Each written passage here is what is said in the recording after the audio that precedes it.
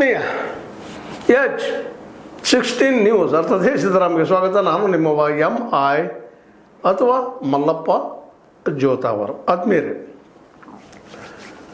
DK Shivakumar ಅವ್ರ ಮುಂದೆ ದೊಡ್ಡ ಚಾಲೆಂಜ್ ಅವತ್ತು ಸಂಪುಟ ವಿಸ್ತರಣೆ ಮಾಡಿಕೊಳ್ಳುವಂಥದ್ದು. ಇನ್ನೂ 20 ಸೀಟುಗಳಿದ್ದಾವೆ. 60 ಜನ ಕಾಂಪಿಟೇಟರ್. ಎಲ್ಲರೂ ನನಗೂ ಬೇಕು, I am to become the minister. ಎಲ್ಲರೂ ಒಂದೇ ಬೇಡಿಕೆ, ನಾನು ಆಗಬೇಕಪ್ಪ. ಇದು ನಿಜವಾಗಿಯೂ DK ಅವರಿಗೆ ತಲೆನೋವಿಗಿಂತಲೂ ಈ ಜಂಜಟ್ ಏನಪ್ಪ ಅಂತೇಳಿ ಮುಖ್ಯಮಂತ್ರಿ ಆಜ್ಞೆ ಆದರೆ ಇದು ಏನು ಅನ್ನೋದು ಅವ್ರಿಗೆ ಕಾಡ್ತಾ ಇರಬೇಕು ಪಾಪ. ಅದೇ ಕಾಲಕ್ಕೆ ಇನ್ನೊಂದೆರಡು ಸಮಸ್ಯೆಗಳನ್ನ ಹಾಕೊಂಡ್ಬಿಟ್ಟಿದ್ದಾರೆ. ಬಿಡದಿ ಕುರಿತಾಗಿ ಸಂಪುಟ ರಚನೆ, ಬಿಡದಿ ಕುರಿತಾಗಿ ಗ್ಯಾರಂಟಿ ಇದು ಸಹಿತ ಪರಿಷ್ಕರಣೆ ಮಾಡುವಂಥದ್ದು. ಈ ಮೂರು ಇವತ್ತು ದೊಡ್ಡ ತೆರಳಿನಿಂದಷ್ಟಲ್ಲ, ನಿಜವಾಗಿ ಈ ಒಂದು ಚಾಲೆಂಜಲ್ಲಿ ಗೆಲ್ತಾರ DK ಅವರು ಅಂತೇಳಿ. ಅಧಿಕಾರ ಹಿಡುವಲ್ಲಂತೆ ಗೆದ್ದಿದ್ದಾರೆ, ಅದರ ಎರಡು ಮಾತಿಲ್ಲ.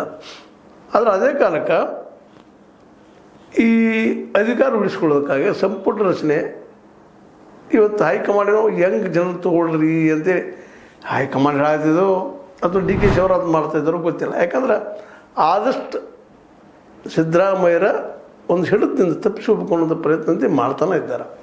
ಮೇಲ್ನೋಟಕ್ಕೆ ಅವ್ರ ಜೊತೆಗೆ ಒಳ್ಳೆಯ ಸಂಬಂಧ ಇಟ್ಕೊಂಡಿದ್ದಾರೆ, ಭೇಟಿ ಆಗ್ತಾರೆ, ಮಾತಾಡ್ತಾರೆ. ಆದರೂ ಸಹಿತ ತನ್ನದೇ ಅಂತ ಛಾಪನ ಮೂಡಿಸೋ ಸಲುವಾಗಿ, ತನ್ನ ಹಿಡಿತವನ್ನು ಕ್ಯಾಬಿನೆಟ್ ಮಾಡ್ಕೊಳ್ಳೋ ಸಲುವಾಗಿ ಆದಷ್ಟು ಹಿರಿಯನ್ನು ಬದುಕಿ ಸರಿಸುವಂಥ ಕೆಲಸ ಮಾಡ್ತಾಯಿದ್ದಾರೆ. ಆದರೆ ಅಂದ್ಕೊಂಡಷ್ಟು ಸುಲಭಿಲ್ಲ ಹಿರಿಯರು. ಅವ್ರು ನಮ್ಮನ್ನು ಮಾಡ್ರಪ್ಪ. ಯಾಕಂದ್ರೆ ಅವರಲ್ಲಿ ಭಾಳಷ್ಟು ಜನ ಮುಖ್ಯಮಂತ್ರಿ ಆಗುವಂಥ ಅರ್ಹತೆ ಇದ್ದಂಥವ್ರು ಇದ್ದಾರೆ. ಸ್ವತಂತ್ರವಾದ ಮೀಡಿಯಾಗೆ ಬೇಕಾಗಿರುವುದು ಸ್ವತಂತ್ರ ಧ್ವನಿ. ಆ ಸ್ವತಂತ್ರ ಧ್ವನಿ ಉಳಿಸಲು ನೀವು ಮಾಡಬೇಕಾದದ್ದು ಇಷ್ಟೇ. ಅದೇನಪ್ಪಾ ಅಂತಂತಂದ್ರೆ, ನಿಮ್ಮ ಕೈಲಾದಷ್ಟು ಸಹಾಯ ಈ ಚಾನಲ್ಗೆ ಮಾಡಿ ಹಾಗೂ ನಿಮ್ಮ ಧ್ವನಿಯನ್ನು ಕಾಪಾಡಿಕೊಳ್ಳಿ. ಅಟ್ಲೀಸ್ಟ್ ಮಿನಿಸ್ಟರ್ ಮಾಡ್ರಮ್ಮನ ಅನ್ನುವಂಥ ಬೇಡಿಕೆ ಅವ್ರು ಇಟ್ಟಿದ್ದಾರೆ. ಇನ್ನು ತರುಣರಿಗೆ ಮುಂದೆ ಭವಿಷ್ಯದಪ್ಪ ಅಂತ ಆಯ್ಕೆಯಾಗಿ ಬರಲಿ ಆಗಲಿ ಅವರು ಅನ್ನುವಂಥ ಮನೋವೃತ್ತಿ ಅದ. ಇನ್ನು ಪರಿಷ್ಕರಣೆ ಮಾಡಲಿಕ್ಕೆ ಹೊರಟಂಥದ್ದು ನಿಮಗೆ ಗೊತ್ತದೆ. ಈಗಾಗಲೇ ಪರಿಷ್ಕರಣೆ ಮಾಡೋದ್ರ ಸುಲಭದ ಕೆಲಸ ಅಲ್ಲ, ಏನೇನು ಪ್ರಯತ್ನ ಮಾಡ್ತಾ ಇದ್ದಾರೆ. ಅದರಿಂದಾಗೆ BJP ಬೆನಿಫಿಟ್ ಆಗ್ತಿದ್ರೆ ಇವರಿಗಿಲ್ಲ. ಇದ್ದಿದ್ದನ್ನು ಮೇಂಟೈನ್ ಮಾಡ್ಕೊಂಡು ಹೋಗುವಂಥದ್ದು ಮುಖ್ಯದ. ಎಲ್ಲರೂ ಯಾಕೆ ಇದು ಮಾಡ್ತಾ ಇದ್ದಾರೋ ಗೊತ್ತಿಲ್ಲ. ಇನ್ನು ಬಿಡದ ವಿಷಯ ಅಂತ ತಾವಾಗಿ ಮೈಮೇಲೆ ಎಳ್ಕೊಂಡಂಥದ್ದು ಕಾನೂನು ಪ್ರಕಾರ ನಡೀತಿರ್ತದೆ. ಆದರೂ HD ಕುಮಾರಸ್ವಾಮಿ ಮುಂದೆ ತಮ್ಮ ಒಂದು ಏನಪ್ಪ ಅಂತಂದ್ರೆ ಪ್ರಭಾವ ಬೆಳೆಸ್ಕೊಳ್ಳಿ ಪ್ರಯತ್ನ ಮಾಡಿದರು. ಆದರೆ ಅವರು ರಾಜಕೀಯ ಮಾಡುವಂಥವ್ರು, ಅವರು ಅದಕ್ಕೆ ಪ್ರತಿತಂತ್ರ ಹೂಡಿದ್ದಾರೆ. ಇವತ್ತು ಅದರಿಂದ ಹೊರಗೆ ಬರಲಿಕ್ಕೂ ಆಗ್ತಾಯಿಲ್ಲ, ಒಳಗೆ ಹೋಗ್ಲಿಕ್ಕೂ ಆಗ್ತಾಯಿಲ್ಲ. ಹೋಗಿದ್ರೆ ಒಂದು ಸಂಕಟ, ಬಿಟ್ಟರೆ ಒಂದು ಸಂಕಟ, ಬಿಸಿ ತುಪ್ಪ ಆದಂಗೆ ಆಗ್ಯದ.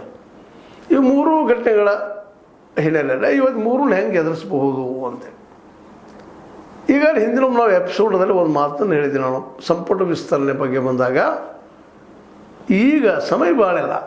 ಈಗ ಸಮಯ ಹೋಗ್ಯದ, 1 ತಿಂಗಳು ಆಯಿತು. ಈಗ ಇನ್ನು 1 ತಿಂಗಳಾದ್ರೆ 2 ತಿಂಗಳು ಮುಗಿದೋಗ್ಬಿಡುತ್ತದು. ಎಲ್ಲರಿಗೂ ಚಟಪಟಿಕೆ ಅದ.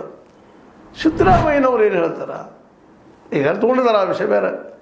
ಅವರು ಹೇಳಿದ ಹಾದಿಯಲ್ಲಿ ಹೋಗೋದು ಭಾಳ ಸೇಫೆಸ್ಟ್ ಹೈಕಮಾಂಡ್ ಮತ್ತು ಸಿದ್ದರಾಮಯ್ಯನವರು. ಯಾಕಂದ್ರೆ ಮೊದಲ ಅಧಿಕಾರ ಉಳಿಸಬೇಕು, ಅಧಿಕಾರ ಉಳಿಸಿ ಒಳ್ಳೆಯ ಆಡಳಿತ ಕೊಡಬೇಕು. ಒಳ್ಳೆಯ ಆಡಳಿತ ಕೊಟ್ಟಾಗ ಹೈಕಮಾಂಡು ಪ್ಲೀಸ್ ಆಗ್ತದೆ. ಎದುರಾಳಿಗಳು ಈ ಒಂದು ಹಿನ್ನೆಲೆಯಲ್ಲೇ ಸೋಲನ್ನು ಅನುಭವಿಸ್ತಾರೆ. ಇವತ್ತಂತೂ ಸೋಪ್ಸನ್ನಾಗಿದ್ದಾರೆ ವಿರೋಧ ಪಕ್ಷದ. ಆ ಮಾತು ಬೇರೆ, ಒಳ್ಳೆ ಹೆಚ್ಚುಗಳಿದ್ದಾವೆ. ಈಗ ಪರಿಷತ್ನಲ್ಲೇ 5 ಬಂದರು. ಮುಂಬರು ಚುನಾವಣೆಯಲ್ಲಿ ಗ್ರೇಟರ್ ಬೆಂಗಳೂರಲ್ಲಿ ಏನೇನು ಮಾಡಾಕ್ಬೋದು ಇನ್ನೂ ಅದು ಚಿಂತನೆ ಅದ. ಗ್ರಾಮ ಪಂಚಾಯತಿ, ತಾಲೂಕು ಪಂಚಾಯತಿ ಅವು ಚುನಾವಣೆಗಳಿದ್ದಾವೆ.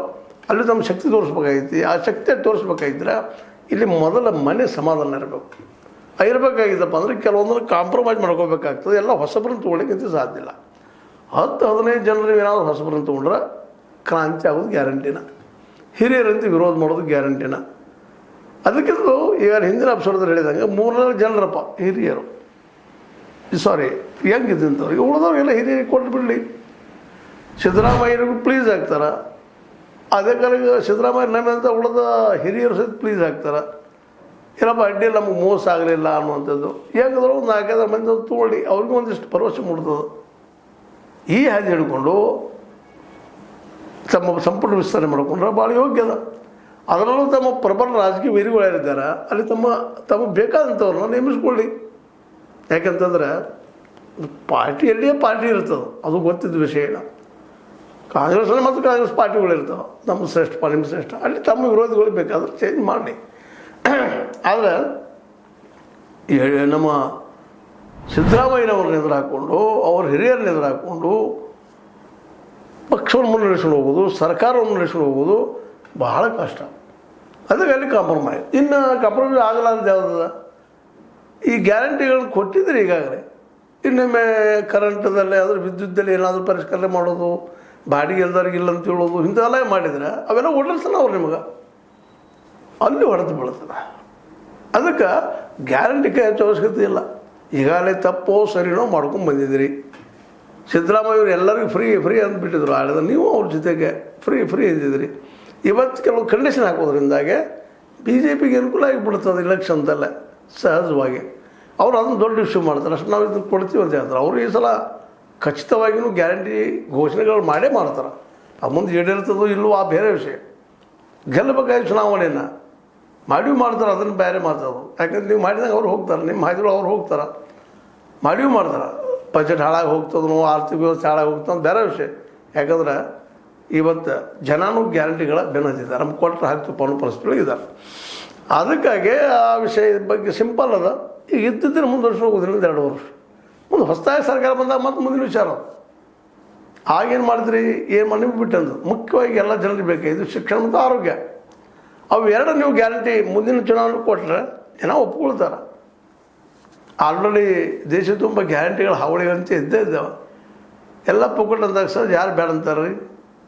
ಅದರಲ್ಲೂ ಇವತ್ತು ಹೆಣ್ಮಕ್ಳಿಗೆ ಬಸ್ನಲ್ಲಿ ತಿರುಗಾಡುವಂಥ ಇಡೀ ಸ್ಟೇಟ್ ತುಂಬ ಅವಕಾಶ ಕೊಟ್ಟಿದ್ದಕ್ಕಾಗಿ ಹೆಣ್ಮಕ್ಳು ನಿಮ್ಮ ಜೊತೆಗಿದ್ದಾರೆ. ಅದರಲ್ಲಿ ಏನಾದರೂ ಕತ್ತರಿ ಆಡಿಸೋಂಥ ಪ್ರಯತ್ನ ಮಾಡಿದರೆ ನಿಶ್ಚಿತವಾಗಿಯೂ ಅಲ್ಲಿ ಹೊಡೆದು ಬೀಳ್ತದೆ. ಅದನ್ನು ಲಾಭ ಮಾಡ್ಕೊಡ್ತಾರೆ ಎದುರಾಳಿಗಳು ಸಾಮಾನ್ಯ ಇಲ್ಲ. ಬಿ ಜೆ ಪಿ ಆಯಿತು, JDS ಆಯಿತು. ಇವುಗಳ ಜೊತೆಗೆ ಇನ್ನು ಬಿಡದಿನೂ ಸಹಿತ ಅಲ್ಲಿ ರೈತರಿಗೆ ಬಿಟ್ಟುಬಿಡುವಂಥ ವಿಷಯ ಅದು. ನೀವು ಅದನ್ನು ಮೈ ಮೇಲೆ ಹೇಳ್ಕೊಂಡ್ರೆ ಅಲ್ಲಿ HD ಕುಮಾರಸ್ವಾಮಿಗಳು ನಿಮ್ಮ ಭಾಗದಲ್ಲೇ ನಿಶ್ಚಿತವಾಗಿ ಹೀರೋ ಆಗಿಬಿಡ್ತಾರೆ. ಅದಕ್ಕೆ ಇವು ಸಿಂಪಲ್ ಆಗಿದ್ದು ಈಗ ಸದ್ಯ ಏನಪ್ಪ ಪರಿಹಾರ ಆಗಲಾರದು. ಇವತ್ತು ನೀವು ಪರಿಹಾರ ಮಾಡಿದ್ರೂ ಬಿಡದಿ ಆಗೋದಿಲ್ಲ. ನಿಧಾನಕ್ಕೆ ಉತ್ತರ ಕರ್ನಾಟಕದ ರೈತರು ಬಂದರೆ ಕೂಡ್ತಾ ಇದ್ದಾರೆ, ಎಲ್ಲರೂ ಕೂಡ್ಕೊಂಡು DKC ವಿರುದ್ಧ ಒಂದು ಹೋರಾಟ ಅಡ್ಡಿ ಪ್ರಮಾಣದಲ್ಲಿ ಆಗ್ತದೆ. ಇದೆಲ್ಲ ಬೇಕಾ? ಇದೆಲ್ಲಕ್ಕಿಂತಲೂ ಬೆಸ್ಟ್ ಆದ್ರೆ ಬಿಡದಿ ಬಿಟ್ಟು ಬಿಡೋದು. ಅಲ್ಲಿ ಏನು ಮಾಡ್ತಾರೆ ರೈತರು. ಮಾರ್ಕೋಬೇಕನ್ನೋರು ಮಾರ್ಕೊಳ್ತಾರೆ, ಬೇಡಪ್ಪ ಇಟ್ಕೊಳ್ತೀನಿ ಅಂದ್ರೆ ಇಟ್ಕೊಳ್ಳಿ, ಅವ್ರಿಗೆ ಬಿಟ್ಟಂಥ ವಿಷಯ. ಅಧಿಸೂಚನೆ ಹೊರಡಿಸಿದ್ರೆ ಅದು ಮಾಡಬೇಕಂತೇನಿಲ್ಲ, ಮಾಡೋದು ಬಿಟ್ಟು ಅವ್ರ ಮೇಲೆ ಬಿಡುವಂಥ ರೈತರು ಬಿಡುವಂಥ ಕೆಲಸ ಮಾಡಿದರೆ ಯೋಗ್ಯ ಆಗ್ತದೆ ಬಿಡದಿ ವಿಷಯ.